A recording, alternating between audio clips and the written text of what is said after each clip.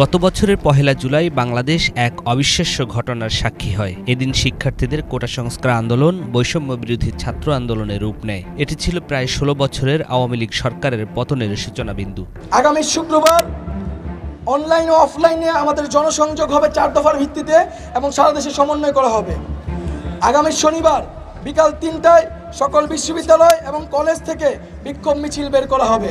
জুলাইয়ের প্রথম দিন ঢাবির রাজু ভাস্কর্যে সমাবেশ থেকে ৪ জুলাই পর্যন্ত দেশের সব বিশ্ববিদ্যালয় এবং কলেজে শ্রেণীকক্ষে পাঠদান ও পরীক্ষা বর্জনের পাশাপাশি ৩ দিনের কর্মসূচি ঘোষণা করা হয়। ৫ জুলাই শাহবাগ থেকে আসে ধর্মঘটের ঘোষণা। ৬ জুলাই থেকে শুরু হয় সড়ক মহাসড়ক অবরোধ।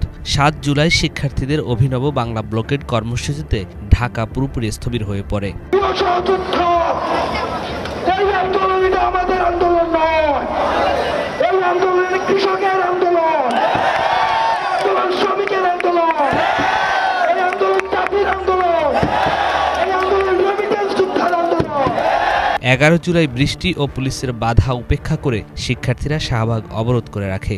এমন সময় প্রথমবারের মতো সহিংসতার খবর আসে কুমিল্লা বিশ্ববিদ্যালয়ে। শিক্ষার্থীদের উপর হামলা করে পুলিশ। পুলিশের সাথে অংশ নেয় আওয়ামী লীগ, যুবলীগ ও ছাত্রলীগের নেতাকর্মীরা। এতে ধীরে ধীরে ক্ষোভে ফুঁসে উঠতে থাকেন সারা দেশের ছাত্রছাত্রীরা।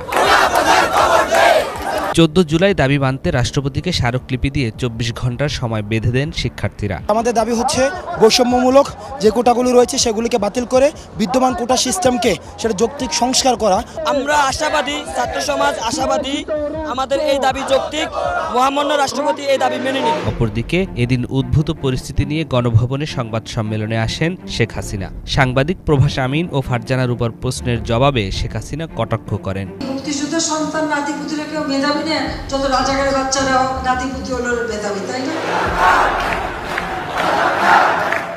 শেখ হাসিনার এই মন্তব্য আগুনে ঘি ঢালল। রাতে বিভিন্ন বিশ্ববিদ্যালয়ে শিক্ষার্থীরা হল ছেড়ে বাইরে বেরিয়ে আসেন, বের করেন বিক্ষোভ মিছিল।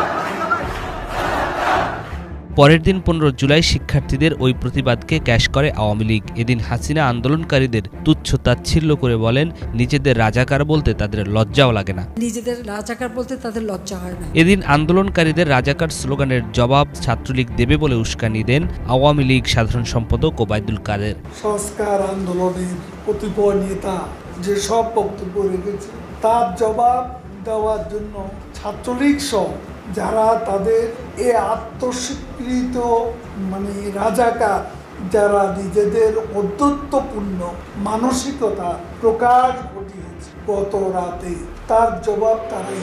এরপরই বিকেল ৩টায় ঢাকা বিশ্ববিদ্যালয়ে দফায় দফায় শিক্ষার্থীদের উপর হামলা চালায় ছাত্রলীগ। আন্দোলনকারীরাও ঘুরে দাঁড়ানোর চেষ্টা অব্যাহত রাখেন। সাধারণ শিক্ষার্থী না, ছাত্রদলের কর্মী। আপনি বলতেছেন সাধারণ শিক্ষার্থী, আমি বলতেছি এগুলো স্ট্রাইকের কর্মী। তারা প্রতিদিন ৫,০০০ করে লোকজন এই আন্দোলনে পাঠায়। এখন তারিখ যে আপনি আহ্বান জানাইছে, আপনারা তো এটা ফলো করে বলেন নাই। তারিখ যে আহ্বান জানাইলে কি ছাত্রদলের নেতাকর্মী আসবে না? ছাত্রলীগের হামলার প্রতিবাদে ১৬ জুলাই বিক্ষোভ সমাবেশ কর্মসূচিতে রংপুরে পুলিশের গুলিতে গুলিবিদ্ধ হন নিরস্ত্র আবু সাঈদ। লুটিয়ে পড়েন মাটিতে। খবর ছড়িয়ে পড়ে আবু সাঈদ শহীদ হয়েছেন। আন্দোলন মোড় নেয় চূড়ান্ত সংঘাতে। একদিনেই পুলিশের গুলি ও আওয়ামী লীগ, যুবলীগ, ছাত্রলীগের হামলায় শহীদ হন ৬ জন। ১৭ জুলাই আশুরার সরকারি ছুটিতে অফিস আদালত বন্ধ থাকলেও ক্যাম্পাসগুলো ছিল উত্তাল। এদিন রাজনীতিমুক্ত ঘোষণা করা হয় ঢাকা বিশ্ববিদ্যালয়ের ক্যাম্পাস সহ বিভিন্ন বিশ্ববিদ্যালয়। কয়েক দফা হামলা করে ক্যাম্পাস থেকে সাধারণ শিক্ষার্থীদের বের করে দেয় ছাত্রলীগ। বিশ্ববিদ্যালয় প্রশাসন হল বন্ধের ঘোষণা দেন। এর মধ্যেই দুপুর থেকেই সড়ক মহাসড়ক অবরোধ, গায়বানা জানাজা, কফিন মিছিল ও দফায় দফায় সংঘর্ষ চলে। আন্দোলন ঠেকাতে বন্ধ করে দেয়া হয় ইন্টারনেট। এদিন সন্ধ্যা ৭:৩০টায় কালো শাড়ি পরে জাতির উদ্দেশ্যে ভাষণ দেন শেখ হাসিনা। বরাবরের মতো এই ভাষণ দীর্ঘ ছিল না। ৮ মিনিটের ভাষণে তার চেহারা ছিল বিমর্ষ, ভীত। এটাই ছিল প্রধানমন্ত্রী হিসেবে শেখ হাসিনার শেষ আনুষ্ঠানিক ভাষণ। আপনজন হারাবার বেদনা যে কত কষ্টে, তা আমার থেকে আর কে বেশি জানে। ১৮ জুলাই ঢাবি সহ দেশের বিভিন্ন বিশ্ববিদ্যালয়ের হল খালি করা হয়। শেখ হাসিনা সরকারের দমন কৌশল কিছুটা সফল হলো, কিন্তু সারা দেশ থমথমে অবস্থা। এদিন আন্দোলন মোড় নেয় অন্য উচ্চতায়। পাবলিক বিশ্ববিদ্যালয় যখন বন্ধ বলা বলা চলে সেখানেই লাঠি হাতে রাস্তায় নেমে আসে প্রাইভেট বিশ্ববিদ্যালয়গুলো। দ্বিতীয় দফায় আন্দোলন শুরু হয় এদের হাত ধরে। যুক্ত হতে থাকে বিভিন্ন শ্রেণী পেশার মানুষ। ঢাকার বাড্ডা, যাত্রাবাড়ী সহ দেশের ৪৭ জেলায় তীব্র আন্দোলন হয়। বাড়তে থাকে নিহতের সংখ্যা। প্রাথমিকভাবে ২৮ জনের মৃত্যুর খবর পাওয়া যায় এদিন। সন্ধ্যায় ছাত্রদের ঘোষণা আসে দেশ জুড়ে কমপ্লিট শাটডাউন বা সর্বাত্মক অবরোধ কর্মসূচি।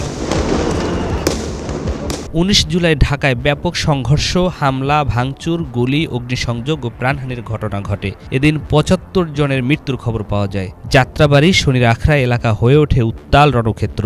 রাত ৯:৩০টার দিকে ঘোষণা আসে শেখ হাসিনার ক্ষমা চাওয়া সহ ৯ দফা কর্মসূচি। কুল কিনারা না পেয়ে আইনমন্ত্রী আনিসুল হককে দায়িত্ব দেন ছাত্রদের সাথে কথা বলতে। আলোচনা শেষে ৯ দফা কমে হয় ৮ দফা। ওই দিন রাতেই ১৪ দলীয় জোটের নেতাদের সাথে বৈঠক শেষে জারি করা হয় কারফিউ, মোতায়েন করা হয় সেনাবাহিনী। এ রাতেই ডিবি তুলে নেন সমন্বয়ক নাহিদ ইসলাম, আসিফ মাহমুদ, সজীব ভুইয়া, বাকের মজুমদারকে। সারা দেশে পুরোপুরি বন্ধ করে দেয়া হয় ব্রডব্যান্ড কানেকশন। ২০ জুলাই কারফিউ ও সেনা মোতায়েন করেও পরিস্থিতি শান্ত করা যায়নি। যাত্রাবাড়ি, উত্তরা, বাড্ডা, মিরপুর ও মোহাম্মদপুরে চলে তুমুল সংঘর্ষ। ঢাকার বাইরেও চলে একই অবস্থা। ২০ জুলাই নাহিদ ইসলামকে চোখ বাঁধা অবস্থায় নির্যাতনের পর ফেলে যাওয়া হয়। যৌথ বিবৃতিতে কমপ্লিট শাটডাউন জোরদার করার আহ্বান জানায় আন্দোলনকারীরা। ২২ জুলাই আন্দোলন কিছুটা শান্ত হয়, যাত্রাবাড়িও শান্ত হয়। ব্লক রেইডের মাধ্যমে চলতে থাকে পুলিশি অভিযান। ১৭ তারিখ থেকে ২২ জুলাই পর্যন্ত গ্রেফতারের সংখ্যা ২০০০ ছাড়িয়ে যায়। শুধু ছাত্রদেরই গ্রেপ্তার করা হয়নি, বিএনপি, জামাত সহ বিরোধী দলের নেতাকর্মীদেরও গ্রেপ্তার করা হয়। এদিন ব্যবসায়ীদের সাথে বৈঠকে শেখ হাসিনা কঠিন বার্তা দেন। বলেন, শেখ হাসিনা পালায় না। শেখ হাসিনা পালিয়ে গেছে, শেখ হাসিনা নাই, শেখ হাসিনা চলে গেছে, শেখ হাসিনা পালায় না। ২৩ জুলাই সংবাদ সম্মেলন করেন বৈষম্য বিরোধী আন্দোলনের সমন্বয়করা। ১৮ জুলাই থেকে নিখোঁজ আসিফ মাহমুদ, বাকের মজুমদার, রিফাত রশিদের সন্ধান চান। এদিন ব্রডব্যান্ড সীমিত পরিসরে চালু করা হয়। ২৪ জুলাই সকাল ১০টা থেকে বিকেল ৫টা পর্যন্ত কারফিউ শিথিল হয়। ৫ দিন নিখোঁজ থাকার পর চোখ বাঁধা অবস্থায় আসিফ বাকেরকে ফেলে রেখে যায়। ২৫ জুলাই শিক্ষার্থীদের আসামি করে একের পর এক মামলা হতে থাকে। একই সাথে চলে গ্রেপ্তার। আবার হাসপাতালে কাতরাচ্ছে আহতরা, কেউ কেউ মারা যাচ্ছে। শেখ হাসিনা মেট্রো পরিদর্শনে গিয়ে কান্নায় ভেঙে পড়েন। তার এই কান্না ব্যাপক সমালোচনার জন্ম দেয়। এদিকে মন্ত্রীরাও নানা রকম হুমকি, হুঁশিয়ারি দিতে শুরু করেন। আজকে মেট্রো রেল বন্ধ, কারণ এই স্টেশন যেভাবে ধ্বংস হয়েছে এটা সম্পূর্ণ ডিজিটাল সিস্টেম, ইলেকট্রনিক সিস্টেম, সম্পূর্ণ মডার্ন।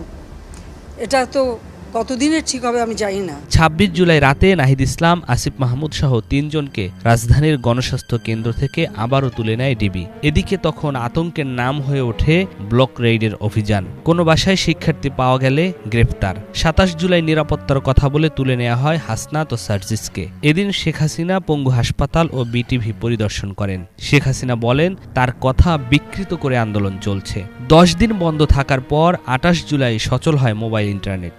এদিন সমন্বয়ক নুসরাত তাবাসসুমকে নেওয়া হয় ডিবি হেফাজতে। পুলিশি হেফাজতে থাকা অবস্থায় জোর করে নাহিদদের থেকে আন্দোলন প্রত্যাহারের ভিডিও বার্তা রেকর্ড করে গণমাধ্যমে পাঠানো হয়। এই কারসাজির নেপথ্যে ছিলেন পুলিশ কর্মকর্তা হারুনুর রশিদ। কিন্তু হান্নান মাসুদ, মাহিন সরকার, রিফাত রশিদ আবারও বিক্ষোভ ও প্রতিবাদ সমাবেশের ঘোষণা দেন।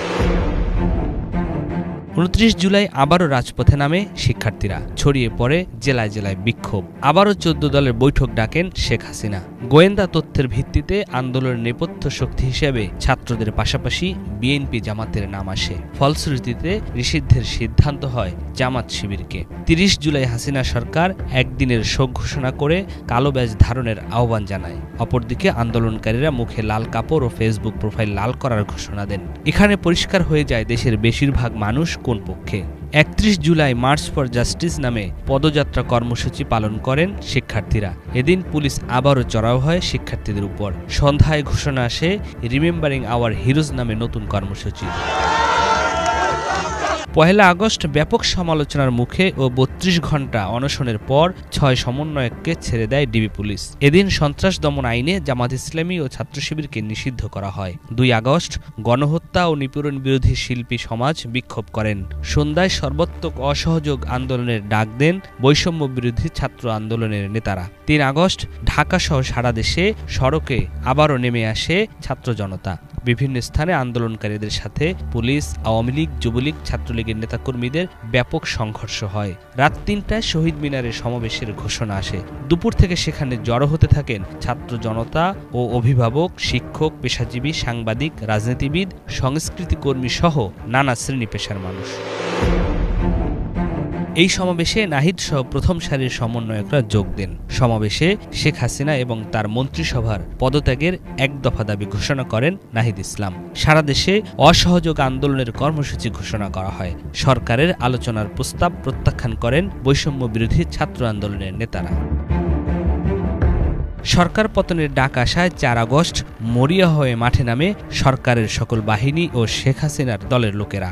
অসহযোগ আন্দোলন ঘিরে এদিন ৯৮ জন নিহত হন। আবারও বন্ধ করে দেয়া হয় মোবাইল ইন্টারনেট। বিপুল হতাহতের প্রতিবাদ ও সরকারের পদত্যাগের দাবিতে ৬ আগস্ট মার্চ টু ঢাকা ঘোষণা করা হয়। পরে এই কর্মসূচি একদিনে গিয়ে ৫ আগস্ট ঘোষণা করা হয়। আমাদের যে ৬ তারিখের যে লং মার্চ টু ঢাকা কর্মসূচি ছিল সেটাকে আমরা একদিন এগিয়ে নিয়ে এসেছি, অর্থাৎ আগামীকাল ৫ই আগস্ট সারা দেশের মুক্তিকামী জনতাকে ঢাকার উদ্দেশ্যে রওনা হওয়ার জন্য আমরা আহ্বান জানাচ্ছি। ৫ আগস্ট সারা দেশে কারফিউ চলছে, থমথমে পরিস্থিতি। এর মধ্যে দুপুরে কারফিউ ভেঙে জনতার ঢল গাজীপুর থেকে ঢাকায় প্রবেশ করেন। শেখ হাসিনা ২টা ৩০ মিনিটে পদত্যাগ করে হেলিকপ্টারে দেশ ছেড়ে পালিয়ে ভারতে আশ্রয় নেন। অবসান ঘটে প্রায় ১৬ বছরের ন্যায়হীনতার। আর এদিকে পুরো রাজধানী বিজয় উল্লাসে মেতে ওঠেন। হানা দেন গণভবনে। জনতা নিয়ে যায় শেখ হাসিনার হাঁস, মুরগি, পুকুরের বড় বড় মাছ এবং আসবাবপত্র। বাংলাদেশের ইতিহাসে ৫ আগস্ট ইতিহাসের এক অন্য মাত্রা যোগ করেছে। যতদিন বাংলাদেশ থাকবে ততদিন স্বৈরাচারের বিরুদ্ধে জনতার ক্ষোভের উদাহরণ হয়ে থাকবে ৩৬ জুলাই। এই ৩৬ জুলাই হয়ে রইল বাংলাদেশের ইতিহাসের অন্যতম তাৎপর্যপূর্ণ দিন। নিয়াজ মাখদুম, বাংলা ভিশন, ঢাকা।